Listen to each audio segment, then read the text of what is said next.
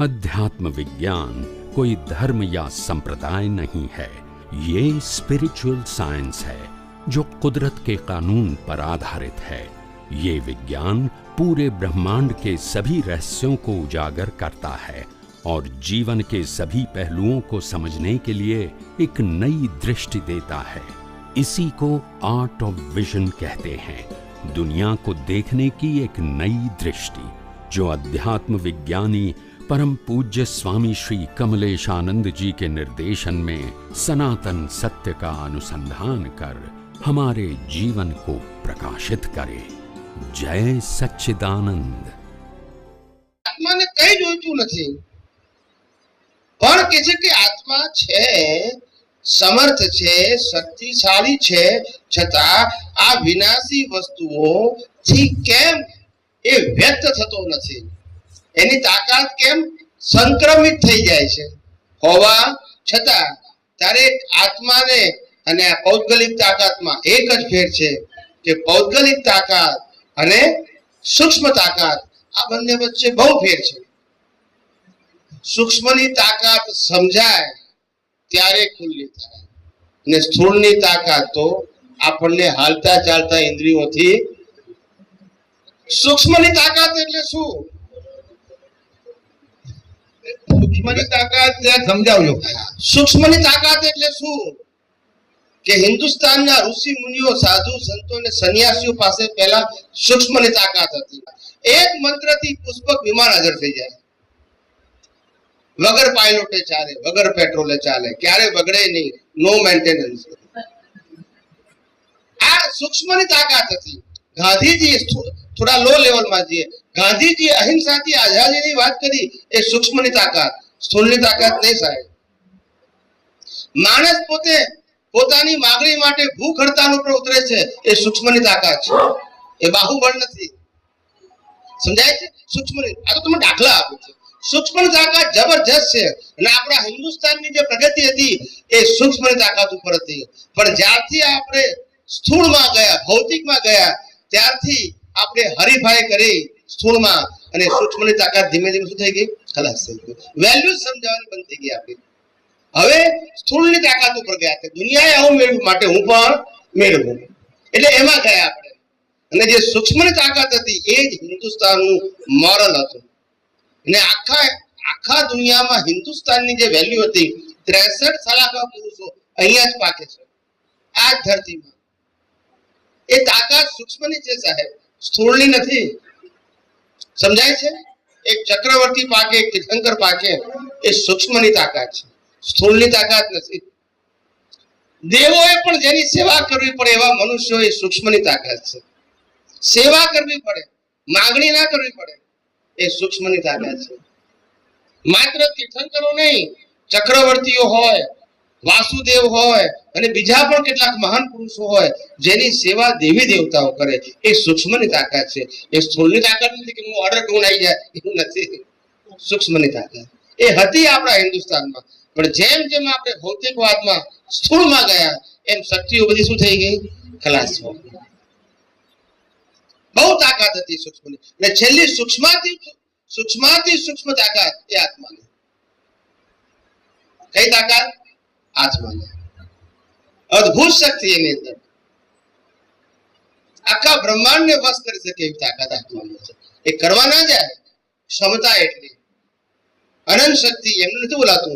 પણ physical power નથી, કયો નથી? ફિઝિકલ પાવર તો ઉદય કર્મને આધીન વ્યક્ત થાય, પણ વ્યક્ત ના થાય તો સૂક્ષ્મની તાકાત એટલી અદ્ભુત છે કે આમ માણસને આમ મગફળી જેમ પીલે ને એમ જીવતી વ્યક્તિઓને પીલે ને છતાંય ચીસ ના પાડે, સૂક્ષ્મની તાકાત છે। એ અહંકાર નથી, સૂક્ષ્મની તાકાત છે। સમજાય છે? અને મોક્ષે જાય, શું જાય? એ સૂક્ષ્મની તાકાત છે, એ અહંકાર નથી કે મને કશું થતું નથી, ના, એ સૂક્ષ્મની તાકાત છે। મરનારો જુદો અને હું જુદો છું। મારનારો જવાબદાર નથી, શું કીધું?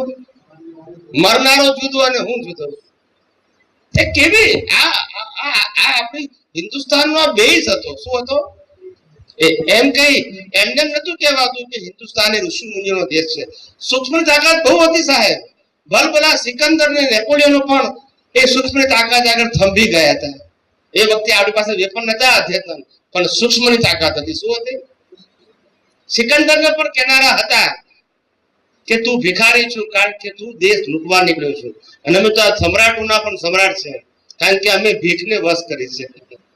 એ સૂક્ષ્મની તાકાત છે, સ્થૂળની તાકાત નથી. પણ કેવી રીતે ખ્યાલ આવે? આવી સૂક્ષ્મની તાકાતને ઉજાગર કરવી પડે. શું કરવી પડે? તો સામાન્ય વ્યક્તિને સમજાય. ને તેમ જ લાગે કે આ સ્થૂળની તાકાત જ બધી છે, એની જ વેલ્યુ છે. એ સમજાય નહીં. આપણા દેશની અંદર, ભારત વર્ષની અંદર, ભારતીય સંસ્કૃતિની અંદર જે સભ્યતા હતી, જે મર્યાદા હતી, એ સૂક્ષ્મ તાકાત હતી, સ્થૂળ નથી. ફાધર અભણ હોય, દીકરો ભણેલો હોય, પણ ફાધરને એમની આજ્ઞાને પાલન કરતો હોય, એ સૂક્ષ્મ તાકાત હતી. એ જોઈને એનો છોકરો શીખતો હતો. આજે ઊંધું થઈ ગયું. બાપાનું છોકરો ના માને તો એનો છોકરો બાપનું ના માને. ઊંધું થાય છે અત્યારે. સમજાય છે? અને એટલે જ બધી વેસ્ટર્ન કન્ટ્રીમાં આપણા ઇન્ડિયનો જાય ત્યારે છોકરાઓ વેસ્ટર્ન કન્ટ્રી જેવું બોલતા થઈ ગયા કે તમે મને પેદા કરી અને મોટો કરો છો, શું નવાઈ કરો છો? કેવું સ્તર ગયું જુઓ તમે. આ આપણી ભારતીય સંસ્કૃતિ, કુટુંબ વ્યવસ્થા, માન મર્યાદા, એ બધું સચવાતું હતું, એ ખલાસ થઈ ગયું. અને એટલે બધા જે સંસ્કારો હતા, એ સંસ્કારો ખલાસ થઈને કુસંસ્કારો પેસી ગયા. શું થઈ ગયા? કારણ કે અત્યારે ભૌતિક વાત છે, એ માણસને શું કહે છે કે ફ્રીડમ જોઈએ છે. શું જોઈએ છે? પણ એ ખ્યાલ નથી આવતું કે ફ્રીડમ ની અંદર અમારું આખું જીવન નીચો વહી જાય છે. એ ખબર પડતી નથી. ફ્રીડમ આવી હોય, ફ્રીડમ અંદરનો વૈભવ એવો પ્રાપ્ત થાય કે કોઈ ભીખ જ ના ઉત્પન્ન થાય, કોઈ ભય જ ઉત્પન્ન ના થાય. પછી મળે કે ના મળે, એ ફ્રીડમ હતી. ફ્રીડમ એટલે માગ કરી, એ ફ્રીડમ. આપણી મુક્તતા એ કોઈ આપણને ઉલ્લુ બની જાય એવી મુક્તતા જોઈએ.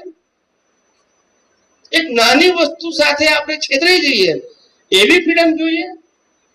આપણે કઈ મુશ્કેલીમાં મુકાયા હોય, આપણે અલગ રહીએ છીએ મા બાપથી, અને હવે હસબન્ડ વાઈફ બે જ રહીએ છીએ, કાલે કઈ મુશ્કેલી આવી એટલે કોઈની હેલ્પ લેવા ગયા. હવે હેલ્પ લેવા ગયા એટલે હેલ્પ તો આપણને કરી, પણ હેલ્પ કર્યા પછી જે એને જે ક્રેડિટ મળી, એ ક્રેડિટ નો ઉપયોગ ગમે તે કરી શકે.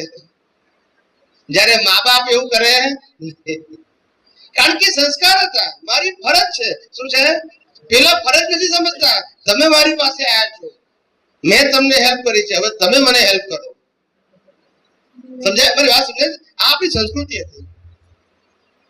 અને મા બાપના જે આશીર્વાદ હતા, વડીલોના જે આશીર્વાદ હતા, એ સૂક્ષ્મની તાકાત હતી સાહેબ. એ સ્થૂળની તાકાત નથી. પહેલા લોકો કહેતા હતા કે અમારા ઘરડા મા બાપના કઈ પુણ્ય હશે તો અમે આજે એક્સિડન્ટથી બચી ગયા, કે નુકસાનમાંથી બચી ગયા. ખ્યાલ આવ્યો? એ નિમિત્ત છે, એ કરતા નથી. પણ સૂક્ષ્મની તાકાત, મા બાપ જેવો દીકરો કોઈ દીકરી ઘરની બહાર જાય, વિચાર કે ભગવાન એને સવળા સંજોગો આપજો, કોઈ મુશ્કેલી ના આવે, જે આવે અમારા ઉપર આવજો. આવો ભાવ કરતા હતા. એ ફિઝિકલ કશું નતા કરતા. પ્રેમના આશીર્વાદ. તાકાત કઈ હતી? સૂક્ષ્મની. એ પ્રેમના આશીર્વાદ પેલા કમર. અને આજે તો સગા ભાઈ હોય તો કે મારા ભાઈનું જે થવું હોય થાય, કે મારે શું લેવા દેવા. કે કેટલું મોરલ કેટલું ડાઉન થયું એમ કહું છું. કારણ કે સ્થૂળમાં ગયા ને. શેમાં ગયા? હું અબજોપતિ થઈ ગયો અને મારો ભાઈ ભિખારી છે તો મારે શું લેવા દેવા. કારણ કે તાકાત કઈ આવી ગઈ? સ્થૂળ નહીં. ખ્યાલ આવી ગયો? એટલે હવે એ સૂક્ષ્મની તાકાત કેવી હતી? એ વારસાગત ઉતરતી હતી અને વૃદ્ધિ પામતી હતી. હવે આ સ્થૂળની તાકાત એ પણ વારસાગત ઉતરે છે અને સૂક્ષ્મની તાકાત ખલાસ થતી જાય છે. હવે તો ભાઈ હોય કે ફાધર હોય, મને કોઈ કામ, મને હેલ્પ કરે છે એ જ મારો સગો. હેલ્પ ના કરે એની સાથે મને લેવા દેવા નથી. કારણ કે સૂક્ષ્મની તાકાત ખલાસ થઈ છે. ત્યાં સત્તા કે સંપત્તિનો પ્રશ્ન નતો. સંસ્કાર હતા. શું હતા? મને કોઈ વ્યક્તિ મળી છે જન્મજાત, પરંપરાગત, કર્મને આધીન, એ વ્યક્તિ કઈ પણ કરે, હું બીજા કોઈ પણ કરે તો સ્વીકાર કરું, મારી ઘરની વ્યક્તિ કરે તો હું સ્વીકાર ના કરું. કારણ કે આપણે સ્થૂળમાં ગયા. શેમાં ગયા? હું ધંધો કરતો હોઉં ને 25 લાખ રૂપિયા નુકસાન થાય તો કઈ વાંધો નહીં, પણ મારો ભાઈ જો 5 લાખ લઈ ગયો ના આપે તો. સમજાય છે? ત્યાં નો કોમ્પ્રોમાઇઝ, કારણ કે આપણી શક્તિ સ્થૂળમાં ગઈ, આપણી પાસે અન્ડરસ્ટેન્ડિંગ સાચું નથી. હું કહું છું, ભાઈ હોય, પડોશી હોય કે મિત્ર હોય, આપણી પાસે લેટ ગો કરવાની ક્ષમતા હોવી જોઈએ. એ આપણી ભારતીય સંસ્કૃતિ છે.